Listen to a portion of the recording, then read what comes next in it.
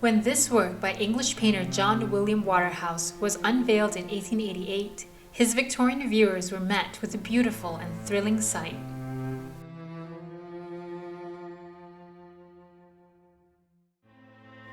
In the middle of this large canvas, we see a woman, almost life-sized, clad in virginal white, sitting in the middle of a boat still tethered to the shore of a river by a chain in her hands. The lady is astoundingly beautiful, with pale, translucent skin and a crown of fiery orange hair, but her gaze is forlorn and haunted. She's in the fullest flush of youth and life, but the unmistakable pallor of death hangs about the painting. 2 of her 3 candles are extinguished, and a breeze seems on the verge of blowing the final one out. An icon of Christ and his martyrdom lies at the bow of her boat. 2 swallows, symbolic of eternal love and happiness, are flying in opposite directions as if breaking their bonds to each other. Somehow, we can tell that the golden light washing over the painting is from the setting sun, an end to a day rather than a beginning. The lady is the namesake Lady of Shalott. She is based on a character in Arthurian legend, the Lady Elaine of Astolat, who dies of her unrequited love for Sir Lancelot. Lancelot was King Arthur's most famous and handsome of knights, and he himself was suffering from an unattainable love in the form of Queen Guinevere, Arthur's wife. Bear in mind that although both the Lady of Shalott and Astolat are often depicted in lakes, they are not to be confused with the famous Lady of the Lake, who gave King Arthur his sword Excalibur. The legends of King Arthur's Camelot and the tales of his Knights of the Round Table date back to the early medieval ages as part of Britain's legendary history. In the centuries since, authors and poets have continued to write and rewrite these stories of courtly love, chivalric romance, and knightly deeds.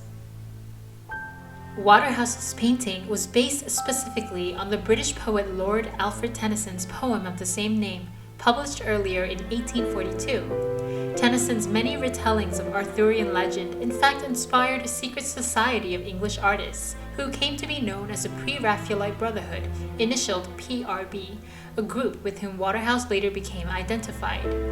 Inspired by the more romantic notions and themes of the Middle Ages, the Pre-Raphaelites rejected what they believed to be the theatrical pretentiousness of official art, and wanted to re-embrace the spirit of medieval painting.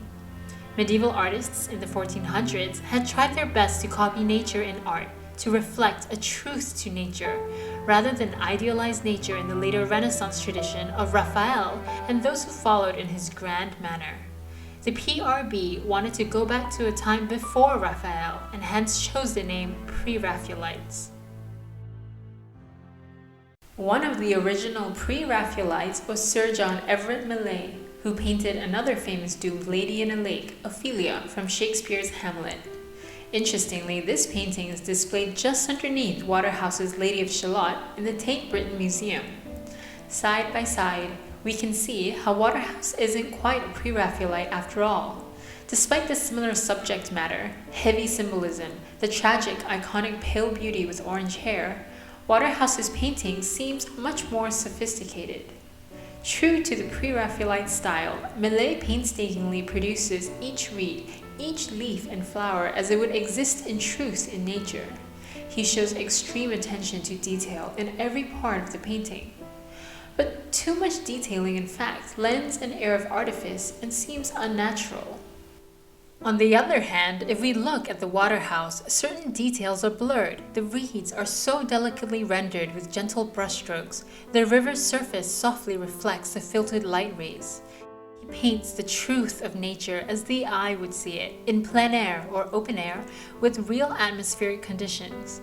He creates an incredible ambiance to the scene. Waterhouse may have chosen a thoroughly English Pre-Raphaelite subject, but he was painting in an Impressionist style, a markedly French style. This interplay between the English and French elements, and how Waterhouse sought to answer the question of how art can best reflect a truth to nature, is fascinating to see here and makes his Lady of Shalott so intriguing. Waterhouse actually painted 3 Ladies of Shalott, each one representing a different scene in Tennyson's poem.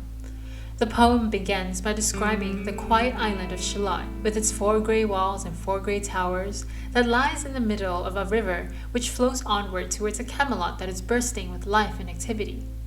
The lady lives alone in her tower, almost forgotten, and spends all her time weaving. She knows somehow that a curse will befall her if she looks down at Camelot, and so she sees the world only reflected through a mirror, and continues weaving what she sees, day and night. She doesn't seem to mind at first, though from time to time, after seeing 2 young lovers newly wed, she thinks to herself that she is half sick of shadows. One day, a handsome knight in shining armor and coal black hair rides past her in her mirror, on his way back to Camelot. He is none other than Sir Lancelot. She is enthralled, and when she hears his singing voice, she cannot help but leap up from her work and look upon him through her window. Her mirror cracks from side to side, and she cries out, "The curse has come upon me." She decides to leave her tower and finds a boat left afloat on the shore. She writes on the prow, "The Lady of Shalott," which we can somewhat make out in Waterhouse's painting.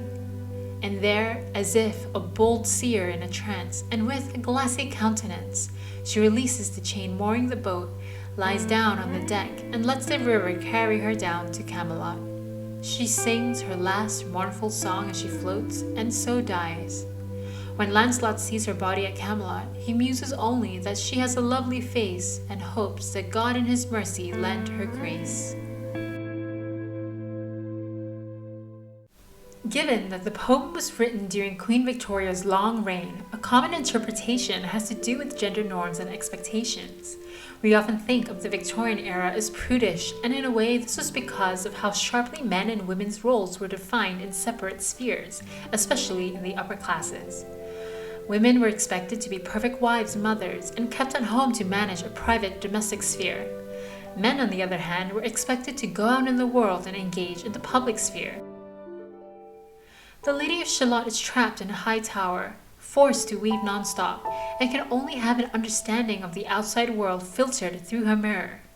Nothing is truly imprisoning her except for a nameless curse, whose nature is unknown but scares her enough to keep her there, like unsaid societal pressures.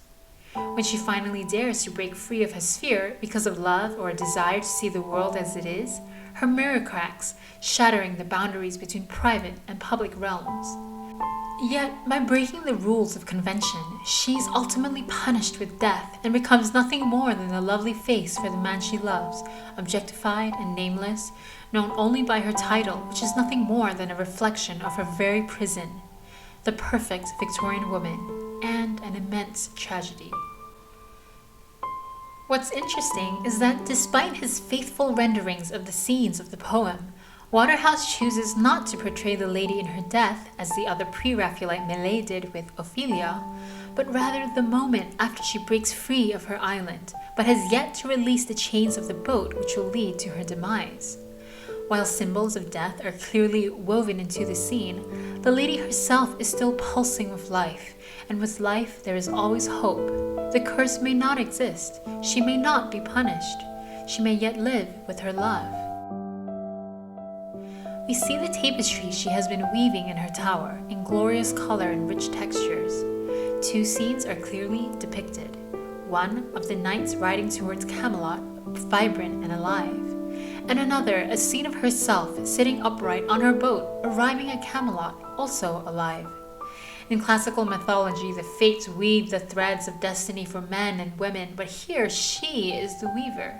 She is taking control and she is creating her own destiny. In 1888, when Waterhouse painted The Lady of Shalott, the first feminist movements in England had already gained great strides towards a greater push for education and equality, compared to when Tennyson published his poem. These changes in social norms may well have informed Waterhouse's choices in his painting. A final observation has to do with the certain effect Waterhouse creates with the sharp angles of the reeds in the foreground and haphazard branches of the trees in the back. Those lines look to me like a mirror, cracking. As the Lady of Shalott's mirror cracked when she looked out into the real world, we too are looking into her world through the cracked mirror of the canvas. Waterhouse's rendition of the Lady of Shalott is not only beautiful but deeply meaningful. Dichotomies live harmoniously within the painting: life and death, freedom and imprisonment, free will and predestination, art and artifice. No matter how many times we look at it, there's always something new to see. It has been more than 150 years since Tennyson penned his poem, and civilization has come so far. On one hand, we have technology that allows us to access unlimited information, cars that can drive themselves, and shuttles that can go to space. But on the other hand, women in so many places are still denied education, the right to work, and the right to be masters of their own lives. If ever you lay eyes on Waterhouse's Lady of Shalott, consider how many women may still be like her and can only look at the world through a mirror. Thank you so much for watching. If you liked what you saw, please leave a thumbs up, comment, and subscribe by clicking the red subscribe button under the video to get a notification when a new one is available. Bye!